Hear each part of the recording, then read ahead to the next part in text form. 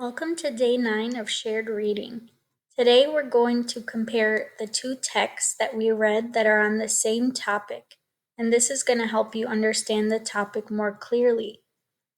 Today we will be comparing the texts about how natural resources impact people's lives.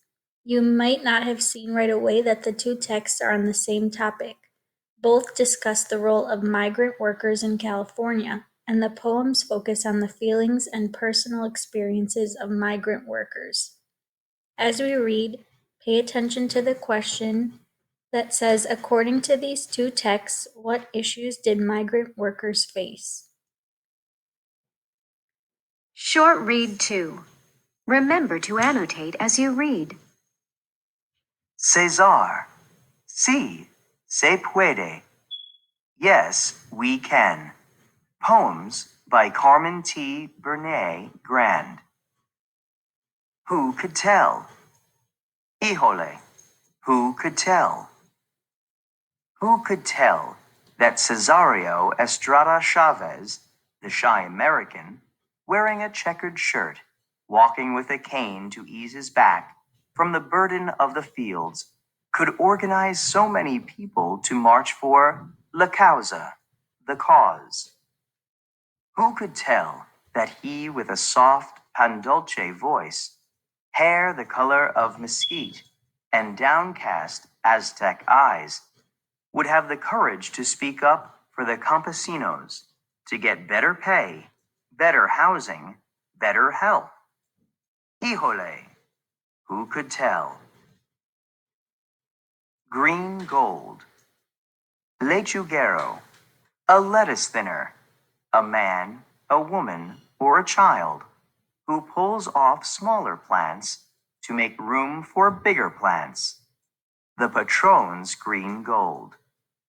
Row after row, Cesar walked, stooped over, twisted, clawing at the chuga, with El Cortito, a short-handed hoe.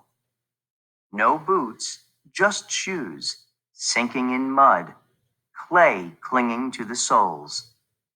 Every day swathed in scarves, covering his nose and mouth, trying not to breathe, trying not to swallow, the smelly spray blowing on him.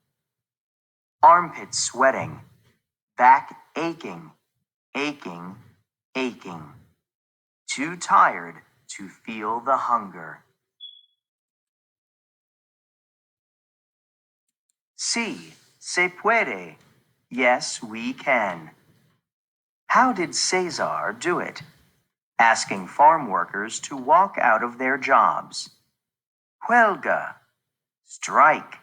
Viva la causa. Long live the cause for freedom, dignity, and respect. How did Cesar do it?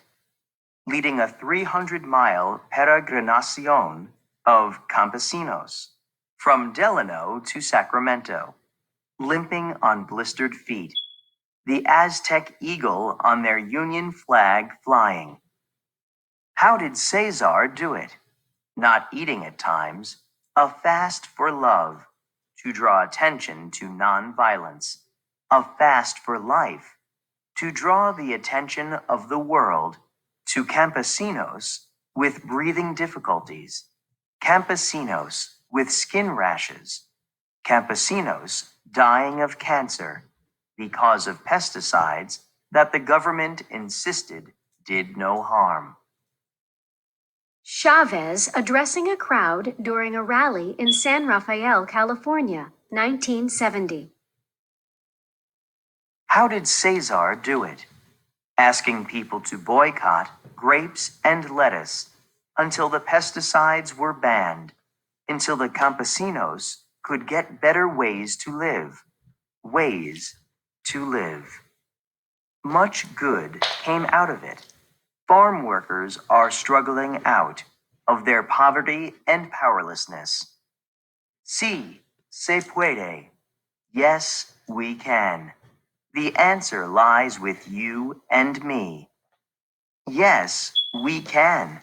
That the government insisted did no harm.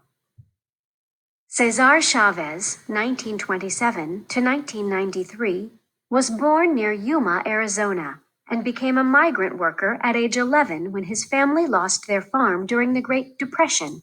After many years as a farm laborer, Chavez started a movement to improve the conditions of workers in the fields of California. He founded the United Farm Workers Union and became a champion of civil and human rights. Chavez was described by Senator Robert F. Kennedy as one of the heroic figures of our time.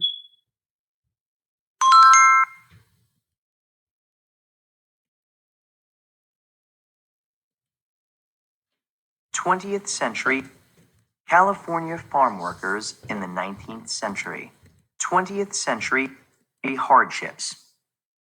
By 1930, the Great Depression, a period of economic hardship that lasted from 1929 to the early 1940s, forced prices for farm goods to drop.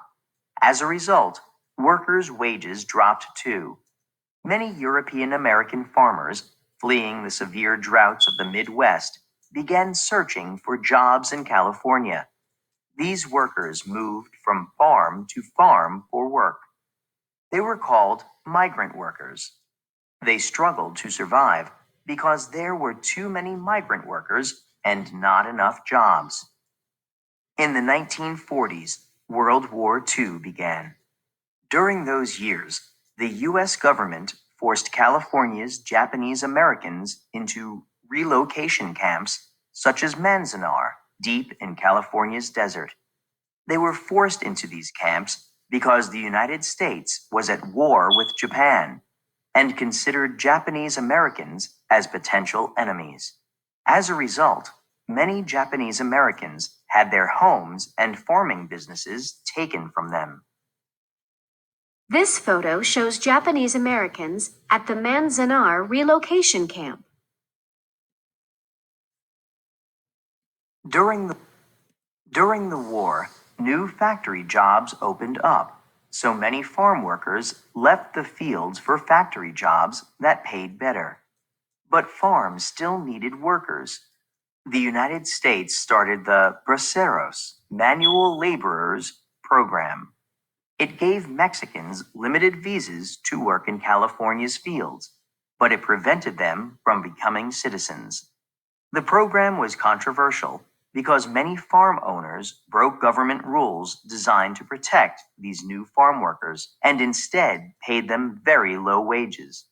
This program ended in 1964, but many undocumented farm workers from Mexico and Central America who did not have official permission to work in the United States continued to work in California anyway. By 1965, mostly Mexican and Filipino farm workers formed unions. These are groups of people who come together to ensure that they receive fair wages and good working conditions from employers. In recent years, California has faced a shortage of farm workers. Still, few American citizens want to work the state's farms because of the low pay for hard work. So some farm owners rely on undocumented immigrants to harvest their crops. The need for farm workers and the debate about legal immigration is often in the news.